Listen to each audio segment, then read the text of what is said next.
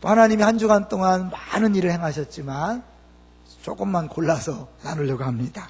먼저 우리 어제 있었던 김장 담그기를 이야기하지 않을 수 없지요.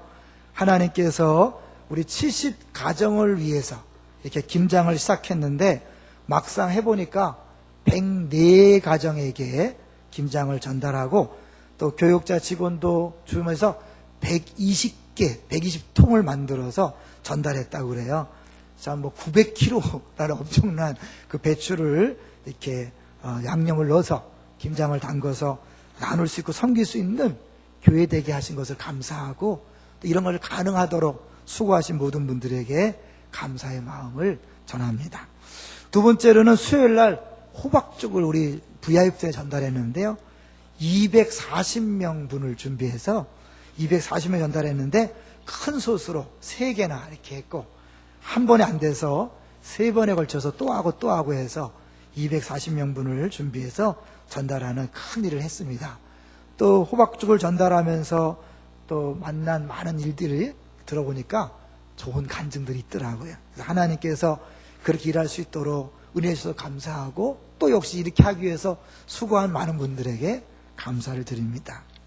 세 번째로는 한 주간 동안에 하나님께서 저에게 큰 용기를 줬던 게 뭐냐면 성도들이 설교를 듣고 그 설교대로 살기 위해서 애를 쓰고 또 그래서 하나님 일하심을 경험한다는 걸 들었어요. 한 분은 수요 순장 모임 때 간증하기를 자기가 참 어려운 상황을 당했지만 뺨 맞아주는 공동체에 대한 설교 때문에 참을 수 있었다, 이길 수 있었다 얘기하고요. 또 지난주에 아이가 큰 사고를 쳐서 큰 손실이 있었는데 이 욥을 생각하면서 넉넉히 이겨낼 수 있었다, 이런 고백을 하는 걸 들을 때 얼마나 신나는지 몰라요. 왜냐하면 신앙생활의 핵심은 하나님 말씀을 듣고 지키는 데 있는 줄로 믿습니다. 우리가 봉사하고 여러 가지 프로그램을 하는 것도 결국 하나님을 알아서 그 하나님 말씀에 순종하는 사람을 만드는 거거든요. 우리 패밀리 모임도 그래서 끊임없이 주일 설교를 가지고 나누는 게 뭐냐면 그 말씀대로 사는 것이 핵심이기 때문에 그렇게 한 거죠. 여러분 계속해서 말씀을 듣고 일주일 내내 묵상하면서 말씀대로 사는 우리 모두가 되시기를 주의 이름으로 축원합니다. 자, 이제 오늘 제목을 한번 볼까요? 오늘 제목이 뭡니까? 지금까지 지내온 것. 지금까지 지내온 것 주의 크신 은혜라. 한이 없는 주의 사랑 어찌 이루마랴랴. 자나깨나 주의 손이 항상 살펴주시고 모든 일을 주 안에서 형통하게 하시네. 지금까지 지내온 건 뭐라고요? 주의 크신 은혜라. 오늘 특별히 우리 이제 같이 불러볼 텐데요. 먼저 여자분들이 1절을 찬송하는 동안 남자들은 그 가사를 음미하고 또 남자들이 1절 찬송하는 동안 여자분들이 가사를 음미하도록 하겠습니다. 먼저 우리 여자분들이 시작.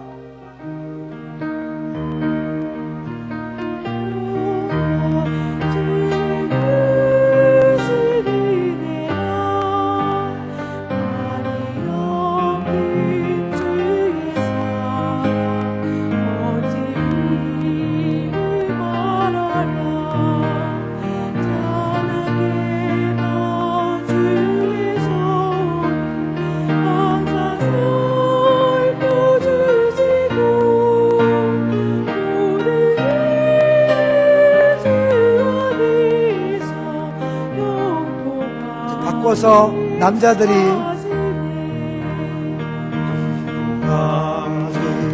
지내온 것 주의 크신 은혜라. 한이 없는 주의 사랑 어찌 이루 말하랴. 자나깨나 주의 손이 항상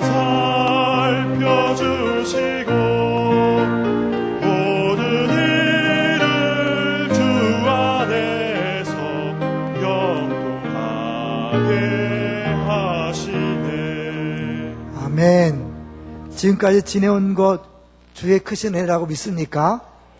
그러면 사실 오늘 설교 끝인데요. 사실은 그것을 또 이렇게 본문을 통해서 같이 나누려고 하니까 오히려 더 어려웠습니다. 사실 오늘 이렇게 우리 장로님도 기도했지만 계속 어렵다 하면서도 올해는 특별히 더 어려운 것 같아요. 실제로 중소 우리 기업이나 상인들이 세월호 이후에 겪는 그 고통 이야기를 들어보면 정말 어렵구나 그런 생각을 합니다. 그럼에도 불구하고 우리가 감사할 게 있을까? 그래서 여러분 먼저 추수감사절이 시작된 그 배경을 잠깐 알 필요가 있습니다. 1620년에 신앙의 자유를 찾아서 그들이 배를 타고 이제 신대륙을 찾아갔죠. 근데 그게 만만치 않았어요. 가는 길도 어려웠지만 도착한 다음에 반 이상이 죽고 말았습니다. 남아있는 사람들도 해마다 흉년으로 고생하면서 너무 힘들어하니까 언제부턴가 이들이 합심하여 금식 기도를 했어요. 그렇게 지나고 하다가 또 언젠가 다시 한번 어려워져서 또 금식 기도를 하려고 의논을 하는 자리에서 한 농부가 이번에 색다른 제안을 했다 그래요. 농부가 이렇게 말했다고 합니다. 지금까지 우리는 금식하면서 하나님께서 도와주시기를 간절히 기도했다. 그러나 이제 다르게 생각했으면 좋겠다. 비록 농사가 흉년이 들고 형제자매들이 병으로 쓰러지는 어려움을 겪고 있지만 이 가운데서도 우리가 감사할 것이 분명히 있다고 생각합니다. 식량이 부족하고 여건이 유럽보다 편하지는 않지만 지금 우리에게는 신앙과 정치의 자유가 있습니다. 우리 앞에는 광활한 대지가 열려 있습니다.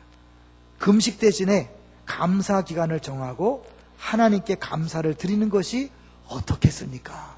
근데 그 말에 모두가 공감을 한 거예요. 어렵다고 금식 기도하는 것, 그것도 중요하지만 지금 어렵지만 그 가운데 하나님이 베푸신 은혜가 있다는 사실을 기억하고 감사하자. 그래서 감사 주간을 정해놓고 감사 주간을 지킨 거죠. 우리나라는 추수감사절 딱 하루 지내지만 미국 같은 나라는 이렇게 한 주간 동안 이렇게 지내잖아요. 그런 것이 그때부터 시작된 거죠. 기억하세요. 추수감사절을 처음 지낸 것은 어려움이 없을 때가 아니라 금식 기도를 해야 될 정도로 어려운 때였지만 이미 주어진 것을 보면서 감사함으로 시작했다는 거죠. 그러니까 결국 우리가 지금 우리 삶 속에 어려움이 있지만 우리는 하나님께서 베푸신 은혜를 기억하면서 감사해야 될 줄로 믿습니다. 하나님 이스라엘 백성에게 1년에 반드시 3번씩은 절기를 지키라 그랬죠. 첫 번째 유월절, 두 번째 초막절, 세 번째 칠칠절인데 이 칠칠절에는 모든 농사진 것을 다 수확해서 창고에 저장한 다음에 감사하는 거였습니다. 그러니까 우리 추수감사절과 약간 비슷하죠. 하나님은 베푸신 은혜에 감사하기를 원하시는 줄로 믿습니다. 오늘 본문을 보면 우리가 감사하지 못하게 만드는 일이 있어요. 감사하지 못하는 원인이 뭔가 한번 보겠습니다. 오늘 본문을 볼까요? 25절을 보겠습니다. 우리가 지금까지 지내온 것을 감사하지 못하는 원인을 찾아볼 수 있는데요. 25절 같이 읽어보죠. 시작. 그러므로 내가 너에게 이르노니 목숨을 위하여 무엇을 먹을까 무엇을 마실까 몸을 위하여 무엇을 입을까 염려하지 말라.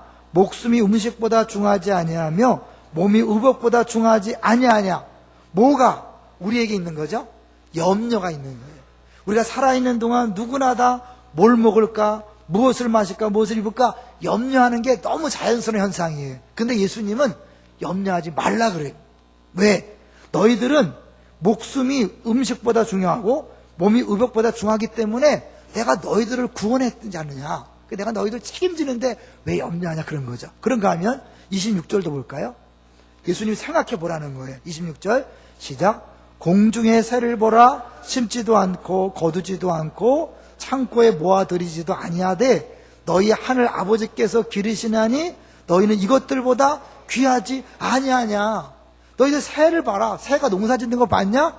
아닌데도 그들이 굶어 죽지 않잖느냐. 근데 그걸 누가 하는지 알아? 하나님 아버지가 한다. 근데 하나님 아버지한테는 너희들이 새보다 훨씬 더 귀해. 이런 얘기 하는 거죠. 그러니까 걱정하지 마. 더구나 걱정하지 않아야 될 이유가 27절에 나오는데요. 읽어보겠습니다. 시작. 너희 중에 누가 염려함으로 그 키를 한 자라도 더할 수 있겠느냐? 쉬운 얘기는 뭐예요? 네가 염려한다고 상황이 바뀌는 게 아니다. 네가 염려한다고 달라지는 게 아니야.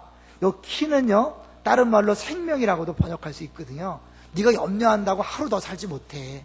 네가 염려한다고 상황이 달라지지 않아. 근데 왜 염려하는 거야? 라고 말씀하는 거죠. 실제로요, 우리가 다 염려하는데 이 염려거리를 누가 조사를 해봤대요. 아마 들어봤을 거예요. 어니 제이 젤린스키라는 사람이 우리가 걱정하는 거리를 다 이렇게 통계를 내서 해봤더니 96%는 다 쓸데없는 걱정이라는 거야.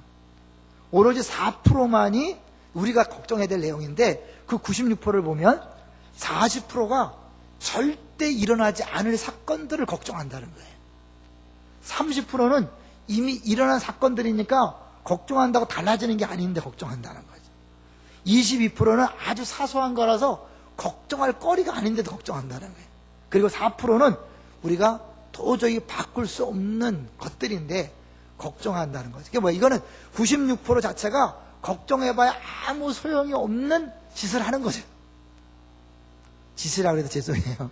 우리 모두가 그렇게 어리석은 삶을 사는 거예요. 근데요, 이 염려라는 게 얼마나 무서운가를 우리가 한 소설을 통해 알 수 있는데요. 여러분 잘 아시는 도스토옙스키라는 그 소설가가 있잖아요. 그 사람이 제정 러시아 시대 때 이야기를 하나 쓴 게 있어요. 시청 공무원이 실수를 해서 시장의 구두를 밟은 거예요. 근데 시장은 다른 사람과 대화하기 중이기 때문에 밟힌지도 몰랐어요. 근데 자기가 밟아놓고 미안하니까 이제 걱정을 하기 시작한 거예요. 야, 시장이 나를 용서하지 않으면 어떡하지? 그럼 내가 해고될 텐데 그래도 가족들은 어떻게 하지? 쓸데없이 걱정을 하기 시작한 거예요. 고민하다가 그 다음날 이제 잘못을 빌기 위해서 시장을 찾아갔대요. 이 시장은 너무 나쁘니까 다른 사람하고 막 얘기를 하다가 이 사람 왔는데 모르니까 아는 척도 안 했다는 거예요. 근데 혼자 생각하기를 야, 나한테 화가 났기 때문에 나를 아는 척하지 않는구나. 그리고는 근심하면서 다시 집으로 와서 밤새도록 끙끙 앓았어요. 셋째 날 다시 용기 내서 갔는데 마침 시장님이 혼자 있더래요. 그래서 그 앞에 무릎을 꿇고 손이 발이 되도록 간절히 빌었대요. 한 번만 봐주십시오. 모르고 그랬습니다. 저는 처자식이 있는 몸입니다. 근데 그 말을 듣던 시장이 갑자기 화를 뻥 내면서 소리를 쳤다는 거예요. 당신 정신 나간 것 아냐? 왜냐면 이 시장은 자기가 밟힌지도 모르기 때문에 이 사람이 왜 계속 왔다 하는지 모르는 거예요. 근데 잘 모르는 사람이 와서 계속 귀찮게 하니까 소리를 지르는 거예요. 당신 정신 나간 거 아냐? 근데 이 사람은 혼자 생각에 시장이 고함을 치니까 아, 자기한테 너무 화가 났나 보다.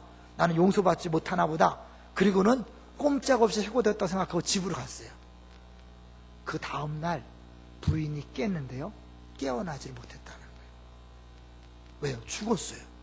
그만큼 염려라는 것이 무섭다는 것을 소설로 쓴 거죠. 잘하면요, 염려가 우리 인생을 갉아먹는다는 거 아세요? 그래서 염려란 말이요, 이렇게 영어로는 worry라는 단어를 쓰잖아요. 이게 물어뜯는다 그런 뜻이 있대요. 그러니까 짐승이 목을 딱 물어뜯는 것처럼 염려란 것이 우리 인생을 그렇게 이렇게 올가매는 거예요.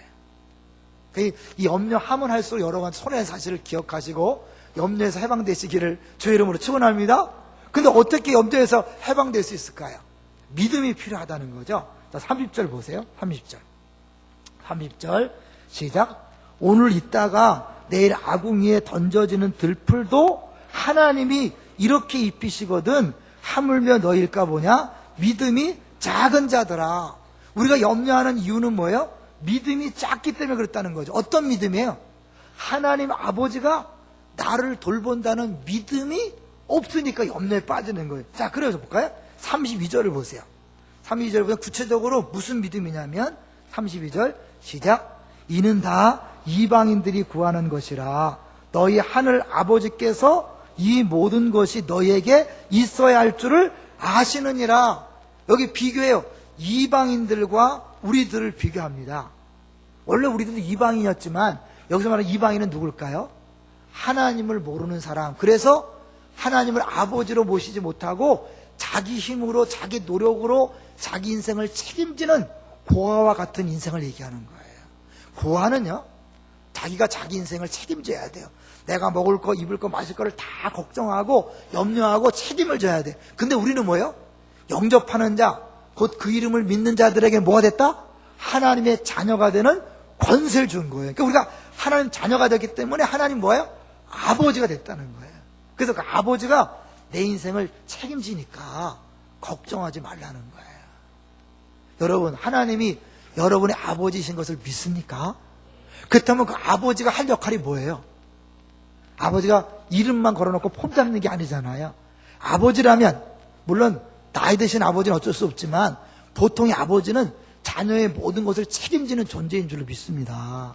더구나 여러분, 이 우리가 여기 몇 주 전에 같이 봤지만 그의 나라와 의를 구한다 할 때 의가 뭐라 그랬어요? 이거는 법적인 개념이 아니라 언약적인 개념이라 그랬죠. 구약에서는 하나님이 우리 하나님으로서의 역할을 다 해주는 것이 하나의 의로운 모습이에요. 신약 시대는 하나님이 아버지로서 자녀인 우리를 책임지는 것, 그것이 의롭다는 거예요.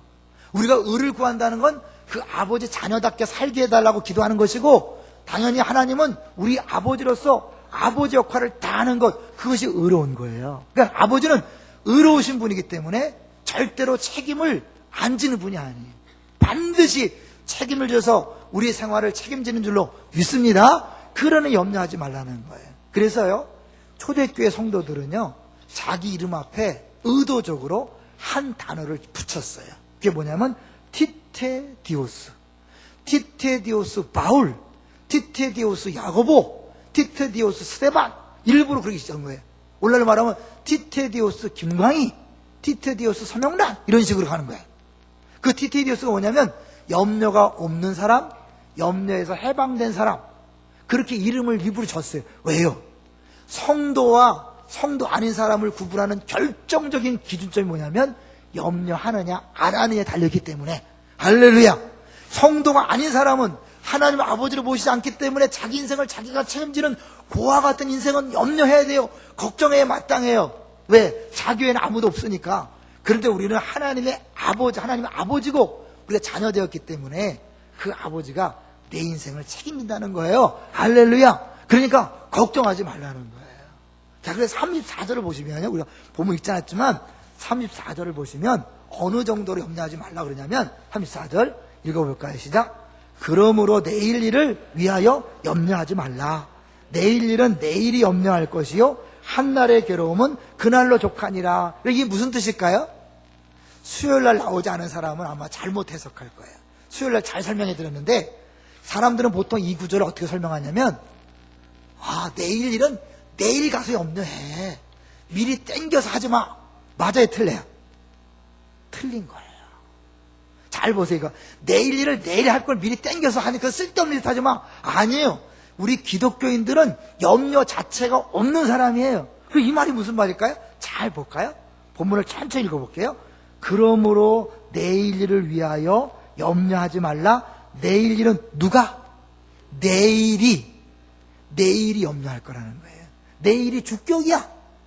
우리가 내일 가서 염려하는 게 아니에요. 내일은 내일이 염려하는 거예요. 그러니까 우리와 상관없다는 거예요. 사람들은 왜 염려하냐면 거기 보니까 한날의 괴로움은 그날 족하니라. 오늘 내가 이렇게 힘든데 내일은 어떻게 되지?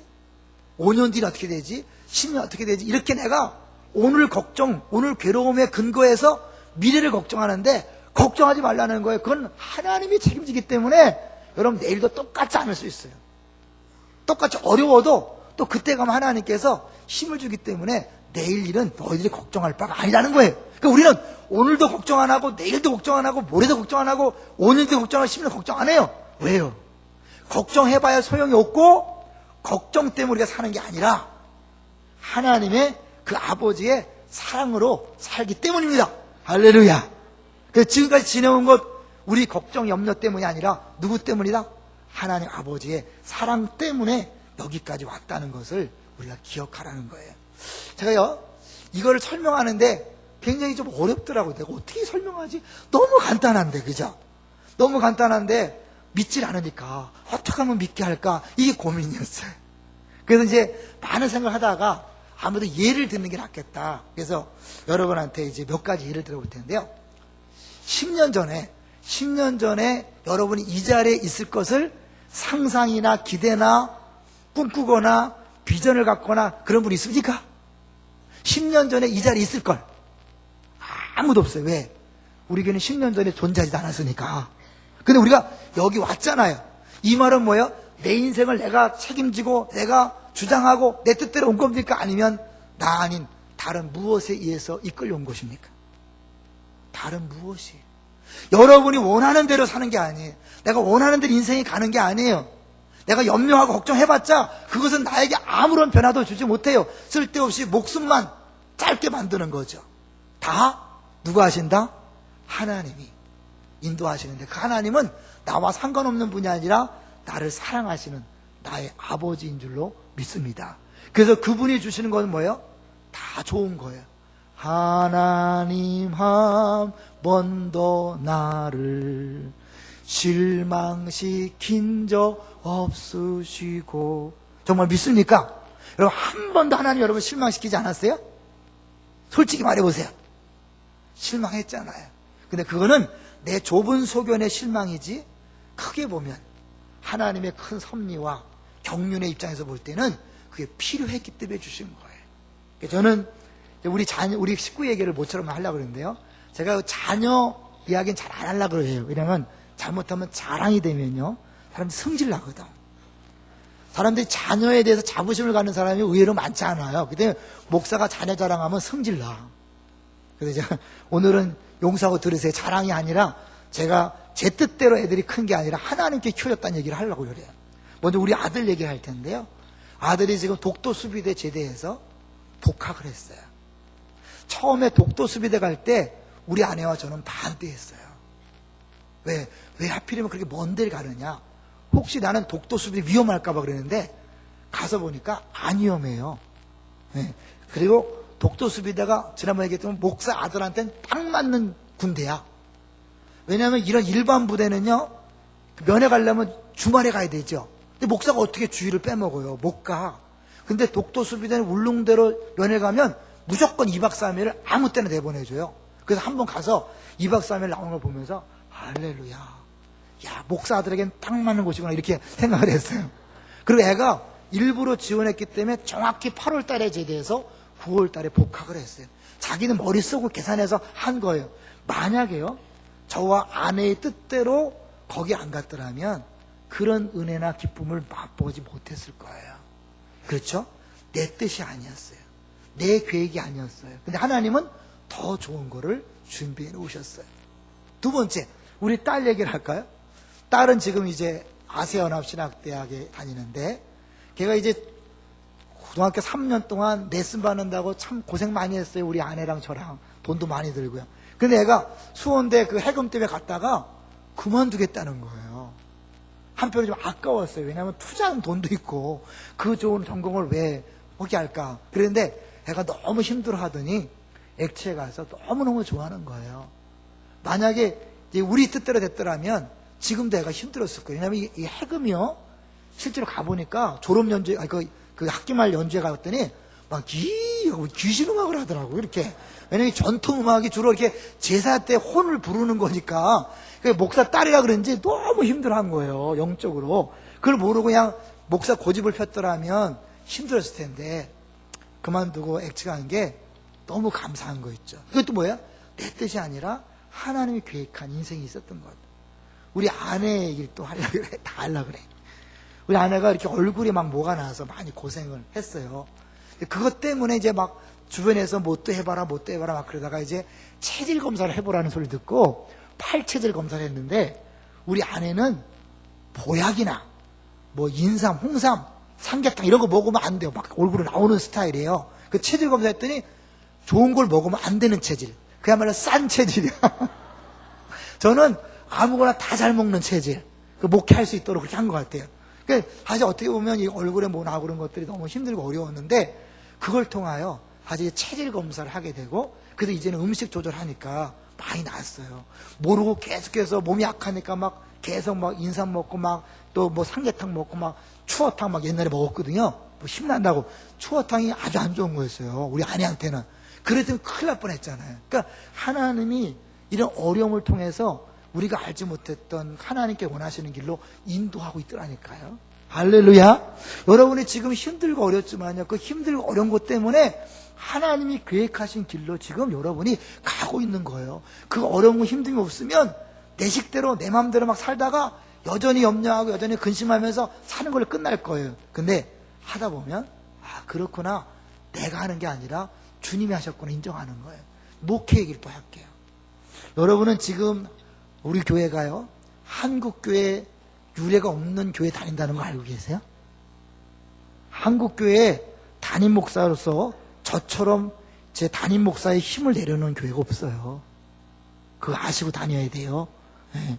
괜히 내가 섬김이 무엇인가, 예수님의 섬긴 리더십을 설교는 하지만 실제로 그것을 가르치지 않기 때문에, 보이지 않기 때문에 어렵다는 걸 알아서 내가 하는데 가끔 두려워요.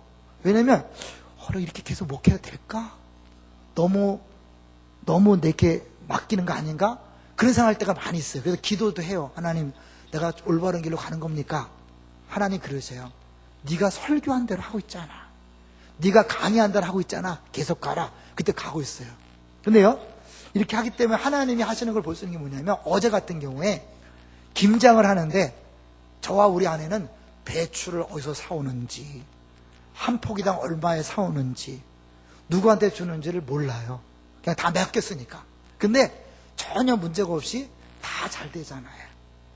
우리 안산에 어느 교회라고 말하지 않을 거예요. 그 교회는 지금 30년 넘었는데 사모님이 처음 개척 때부터 김장 때가 되면 전국을 다니면서 가장 싸고 맛있는 배추를 직접 사다가 김장을 담그고 그랬어요.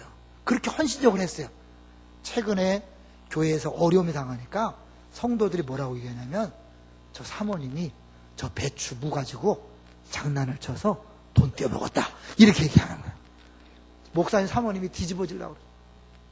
그렇게 오랫동안 헌신했지만 그런 소리를 듣는 거예요. 그래서 사람이란 게 그렇게 무서워. 그러니까 차라리 다 맡기는 게 더 좋다는 생각이 자꾸 더 들어요. 그러니까 하나님께서 하시도록 내버려 두는 거예요. 하나님께 하시도록 자리를 마련해 드리는 거예요. 그래서 앞으로도 이제 그렇게 할 텐데요, 그렇게 하면서 하나님이 하신다는 것을 느끼면서 지금까지 지내온 것이 나의 염려가 아니라 무엇이다? 아버지의 사랑이요 하나님의 은혜라고 분명히 믿습니다. 제가요, 우리 이제 동사모라 그래서 동산교회 출신 목사님인데 네 쌍이 자주 가끔 만나는데, 이규현 목사님 우리 이제 같이 모이는데, 같이 모였을 때 사모님이 그런 얘기를 하는 거예요. 그 집에 아기를 못 낳아서 둘을 입양을 했어요. 첫째 딸을 입양하고 둘째 아들 입양했는데, 뭐라고 말하냐면, 딸은 그런지 몰랐는데 아들은 안고만 있어도 힐링이 된대. 얼마나 사랑스러운지 안기만 해도 힐링이 된대요. 그리고 표정이 너무 밝아지는 걸 봤는데요. 그걸 보면서 어떤 게 뭐냐면, 야, 자기가 낳은 아들도 아닌데 저 사랑이 얼마나 크길래 저럴까? 그러면서 생각하기에 하나님 아버지의 사랑은 어떨까? 여러분, 그렇게 안기만 해도 힐링되는 그 아들을 위해서 그 엄마가 나쁜 거 주겠어요? 조금이라도 나쁜 거 안 줄 거예요. 동의하시죠? 가장 좋은 거, 능력되는 데 가장 좋은 걸 줄 거예요. 하나님이 우리를 사랑하시는 줄로 믿습니다. 하나님 우리를 창조했을 뿐만 아니라 예수 그리스도로 우리를 피로 감추고 사신 귀한 존재예요. 그런데 나쁜 거 주겠어요? 아니요, 절대 나쁜 거 주지 않아요. 비록 우리가 아직 깨닫지 못해서 나쁘게 보이고 섭섭해 보이고 불평거려 보이지만, 하나님은 가장 좋은 것으로, 최선의 것으로 주신 줄로 믿습니다. 우리가 못 느낄 뿐이에요. 따지고 보면 지금 누리고 있는 모든 것들이요, 하나님이 한 번만 딱 틀면요, 여러분 그거 못 누립니다. 제가 그 얘기를 한번 같이, 우리 마침 그 모퉁이돌 박상교사님이 보내줘서 보다가 설교 마치고 가서 같이 나누려고 하고 있어요. 화면을 보시면서 우리 하나님이 우리를 붙들어주지 않았을 때 하나님이 조금만 틀면 어떤 현상이 벌어지는지를 한번 같이 보겠습니다.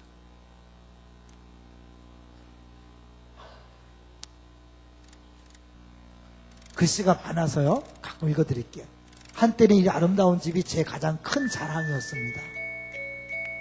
심혈을 기울여 꾸민 아름다운 우리 집. 잡지 여러 번 나왔다고 내심 자랑스러워했던 우리 집.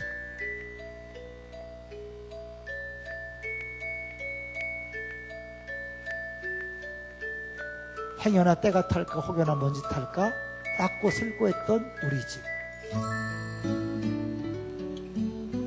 하지만 남편이 아프고 보니 제가 있을 곳은 궁궐 같은 우리 집이 아니라 몇 평 안 되는 비좁은 병실이더군요. 딱딱하고 좁은 보조 침상밖에 가질 수 없고, 남편과 공동 명의로 되어 있던 자랑스러운 내 집도 알고 보니 제 것이 아니었습니다. 바라만 봐도 뿌듯했던 참으로 고운 접시들, 참으로 이쁜 그릇들. 난 왜 이렇게 꽂히는 게 많냐고 해서 모았던 많은 것들. 나 자신을 본다 해도 그 수많은 이쁜 그릇들도 남편과 함께하는 병실에선 아무 소용이 없더이다. 제가 황량한 병실에서 쓸 수 있는 건 보잘것없는 플라스틱 접시와 종이컵 뿐이더군요. 15자 붙방이장에 가득한 수많은 옷들과 제가 사랑에 맞지 않던 명품 백들, 이 또한 제 것이 아니었습니다. 남편과 함께하는 병실에선 편한 트리닝과 레깅스면 족하더이다. 귀히 여기던 명품백도 필요 없더이다. 어디 그뿐인가요? 20년 넘게 나의 자랑이었던, 나를 빛나게 해준다고, 나를 완전케 해준다고 믿었던 이 남편도 제 것이 아닙니다. 내 것이 아닙니다. 의사들은 말합니다. 마음의 준비를 하라고. 이 또한 내 것이 아니라고. 이젠 압니다. 내 분신, 내 생명, 내 사랑하는 아이들조차 제 것이 아니라는 것을요. 이 아이들 또한 그분이 제게 잠시 맡기셨던 선물임을 제가 잊고 있었네요. 이와 같은 이유로 근심 염려 또한 제 것이 아닙니다. 적혈구 수치가 모자라 수혈을 해도, 의사가 제 아무리 무서운 말을 해도 그것은 내 것이 아닙니다. 내 아버지의 것입니다. 너 염려를 다 주께 맡기라. 이는 그가 너희를 돌보십니다. 근심 염려는 다 주께 맡기고, 내 남편 또한 주께 맡기고, 저는 이 밤 또 기다립니다. 죽은 나사를 살렸던 예수님이, 베데스다 연못에 308년 된 병자를 찾아가셨던 예수님이 친히 내 남편을 찾아오셔서 살려주시길 기다립니다. 내가 와서 고쳐주자 말씀해 주시길 기다립니다. 그분의 피값으로 살리셨던 내 남편을 내 것이 아닌 걸 내 것이 그냥 소유하며 자랑하며 욕심내었던 제 무지를, 제 교만을, 제 과거를 회개합니다. 그 소중한 꿈 안에 내 삶을 이루며 삶에 지친 사람들 찾아와 쉬어가도록 우리 맘속 남편이 삼성 연구원이라서 부족함이 없이 살던 아내가 쓴 글입니다. 어느 날 갑자기 남편이 암 선고를 받으면서 병실에 있다 보니까 자기의 집도 그릇도 옷과 명품백도 제 것이 아니라는 것을 그때 알았다는 거죠. 남편도 아이들도 제 것이 아니라는 것. 그래서 결국 근심염려도 자기 것이 아니라는 걸 깨닫는 그런 깨달음이 있었지만, 그 부분에 가서 하나님이 함께 할 때 이 모든 것이 내가 누릴 수 있다는 것을 저는 이렇게 볼 수 있었습니다. 결국은 2013년 10월 6일 날 이분은 소천했습니다. 그 이후에도 믿음으로 사는 모습을 계속해서 블로그에 올리는 것을 읽어봤는데요. 여러분, 그렇습니다. 여러분, 지금 내가 누리는 것이 평범한 것이 아닙니다. 우리 가족 중에 한 명만 만약에 암 선고를 받고 병원에 입원하면 이 모든 것들은 다 누릴 수 없는 것입니다. 하나님께서 필요한 모든 것을 주신 줄로 믿습니다. 감사하시기를 주의 이름으로 축원합니다. 이제 그 미국에서 목회한 30년 목회한 엘치 목사님의 이야기를 잠깐 나눌 텐데요. 이 목사님이 30년 동안 이제 목회하고 은퇴한 다음에 101세 생일을 맞이했어요. 그러니까 은퇴하고도 30년을 더 지난 다음에 그때 101세 생일에 한 사람이 물었답니다. 목사님, 101세이십니다. 남은 생을 생각하면 걱정이 안 되십니까? 라고 질문했더니 그분이 대답하기를 나는 30년 전 70세에 은퇴를 했는데 그때서야 비로소 깨달은 중요한 진리가 하나 있다네. 목사로서 부끄럽지만 나는 일평생 살아오면서 매일 염려를 끌어안고 살았어. 날마다 염려하고 근심하며 살았는데 나중에 은퇴할 때 가만히 보니 내가 평생 끌어안고 씨름한 것 중에 실제로 일이 터진 것은 거의 없었어 라고 대답했다고 합니다. 이걸 깨달은 사람이 미래에 대해서 걱정할까요? 안 하지요. 지금까지 지내온 것이 내 염려와 걱정과 내 노력 때문에 되어진 것이 아니라 전적으로 아버지의 사랑이요 주의 은혜로 되었다는 사실을 깨닫는 순간 우린 미래를 두려워하지 않고 염려하지 않고 기대감으로 바라볼 수 있는 거예요. 왜? 하나님이 한 번 사랑하시고 떠나가는 분이 아니라 영원히 나의 아버지가 되셔서 나를 책임지는 분이기 때문에 내일도 모레도 1년 뒤도 10년 뒤도 하나님께서 함께 하실 줄로 믿습니다. 지금도 함께 하시는 줄로 믿습니다. 그러면 하나님 함께 한다면 어떻게 나한테 이렇게 어려움이 있지?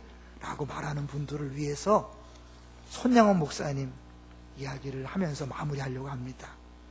손양원 목사님이 두 아들을 하루에 잃었습니다. 그리고 장례식장에서 목사님이 다음과 같은 감사 고백을 합니다.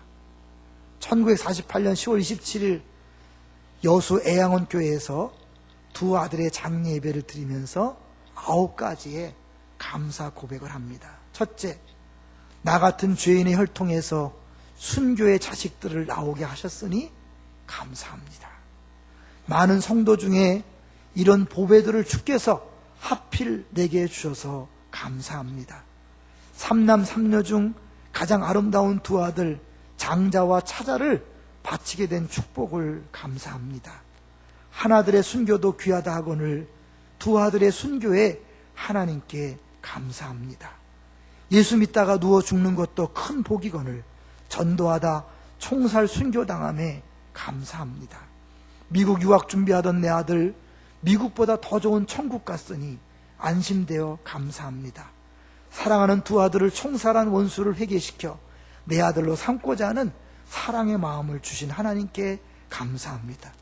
두 아들의 순교로 무수한 천국의 아들들이 생길 것이 믿어지니 감사합니다.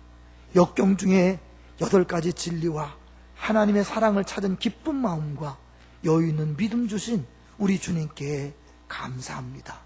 분수에 넘치는 과분한 큰 복을 주신 하나님께 모든 영광을 돌립니다. 두 아들을 잃고 그 장례식장에서 이런 감사 제목으로 고백할 수 있다면 지금 우리에게 주어진 것들은 감사하지 않을 수 없을 것입니다. 여러분, 눈을 바꿔서 염려를 내려놓고 믿음으로 바라보십시오. 그리고 감사하십시오. 왜냐하면 그것은 우리를 사랑하시는 하나님 아버지가 그 사랑으로 가장 좋은 것을 주신 것이기 때문입니다. 때로는 그것이 지금 당장 느껴지지 않지만 반드시 1년 뒤, 5년 뒤, 10년 뒤, 20년 뒤에 왜 그것을 주셨는지 깨닫게 될 것입니다. 그때 가서 감사하는 것도 필요하겠지만 지금 잘 알 수 없지만 믿음으로 감사하시고 또 믿음으로 한 해를 준비하시기를 주의 이름으로 축원합니다. 주보를 한번 보시죠.